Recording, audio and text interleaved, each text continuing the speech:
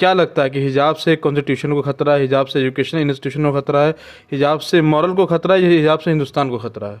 मेरा ये कहना है कि जो विश्वास गांधी ने सिख और मुसलमान को दिया, ये जो हालात पैदा हुए हैं उसकी वायलेशन है। वो जो विश्वास दिए उसका विश्वासघात किया।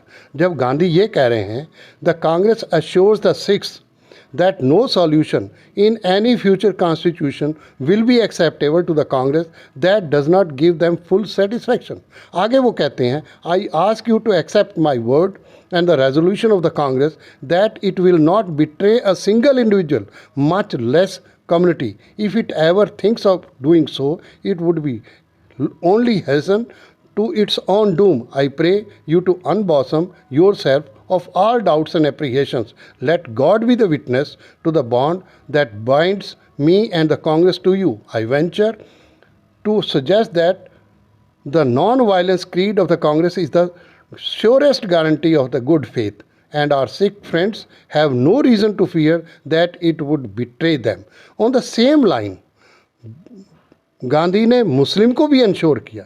तो आज मैं जो हिजाब के बारे में आपने बात सवाल इस बात का है कि गांधी की बात को लेकर सिख और मुस्लिम इस देश का हिस्सा बने, इस देश के नागरिक बने, जिनको आपने इंश्योर किया कि आपको बराबर के हक और हकूक़ दिए जाएंगे। तो आज ये हालात पैदा क्यों किए? आज हमारा धार्मिक तौर, कल को आप सिख की दस्तार के ऊपर सवाल उठा दें। नहीं, अब तो कोर्ट ने ये भी कहा ना कि जितने भी कर्नाटक में जो अभी फैसला हुआ है, जो अभी स्टे कर दिया है, उन्होंने ये कहा कि जो भी क्लास लेंगे उसमें तमाम जो धर्म की इतनी सारी चीज़ें होती हैं उसको कोई पहन कर नहीं जाएगा, सब उन्होंने स्टे कर दिया। मैं जुडिशल प्रोसेस पे तो कोई अपनी टिप्पणी नहीं करना चाहता, क्योंकि ये तो कोर्ट का है। आगे वो क्या जवाब देती है, क्या उसका सवाल और जवाब होते हैं, क्या उसका फाइनल कंक्लूजन आता है। हमारा ये कहना है कि यहाँ कोर्ट कचहरी का इशू नहीं है, इसमें अदालत का लेना देना कुछ है नहीं। ये तो मानसिकता का सवाल है कि अगर मैं अपनी दाढ़ी खुली रखता हूँ तो इसमें किसी को क्या इतराज़ हो सकता है? अगर मैं दस्तार पहनता हूँ तो किसी को क्या इतराज़ होता है? तो ये हमारी रिस्पेक्ट की पोजीशन है। क्या लगता है यूपी के इलेक्शन की वजह से? मुझे ये तो साफ नज़र आया कि जब हिंदू मुस्लिम नहीं हो सका, जब आपसी जो ओवैसी के कारण जो मसौदा बन रहा था उत्तर प्रदेश में और पंजाब में जो हालात पैदा हो रहे थे, शायद कांग्रेस को हराने के लिए या कांग्रेस, अदरवाइज़ कांग्रेस को डायरेक्ट करने के क्या कोई कारण नहीं था। तो मेरा ये कहना है कि ये हिजाब भी जो है, अगर कोई कॉन्टेस्ट है, कर्नाटका में भी है या बाकी स्टेट्स में भी है, तो कांग्रेस को सामने क्यों लाया गया? तो मेरा ये कहना है कि क्योंकि पंजाब में कांग्रेस और का सवाल है, क्योंकि कांग्रेस सत्ता के तरफ बढ़ रही है।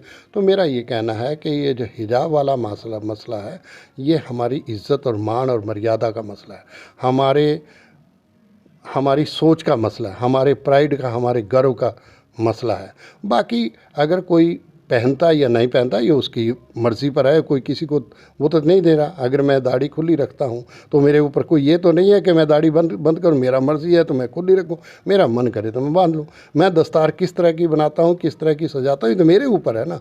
मुस्लिम में भी दस्तार बांधते हैं, तो ये इज़्ज़त और मान का और सम्मान का। कल को इसके ऊपर कोई सवाल उठाए तो कैसे हालात बनेंगे? तो मुझे ये चिंता है कि ये इश्यूज़ उठाने नहीं चाहिए, और इसमें जो धर्म के मसले होते हैं इसमें कोर्ट कचहरी का, न्यायालय का कोई लेना देना नहीं होता। न्यायालय का काम तो कॉन्स्टिट्यूशन के बेसिक स्ट्रक्चर को बनाए रखने का। अगर इसमें वायलेशन आर्टिकल 14 का हुआ, 19 का हुआ, 21 का हुआ या बाकी आर्टिकल्स को वायलेट किया गया और या 25 का हुआ, अगर उन वायलेट किया गया तो कुदरती है कि न्यायालय की ड्यूटी है, न्यायालय की जिम्मेदारी है कि वो कॉन्स्टिट्यूशन को ठीक रखे, संभाल के रखे, उसकी रक्षक बने, क्योंकि ये उसकी ड्यूटी भी है, उसकी जिम्मेदारी है कि कॉन्स्टिट्यूशन को प्रोटेक्शन दे।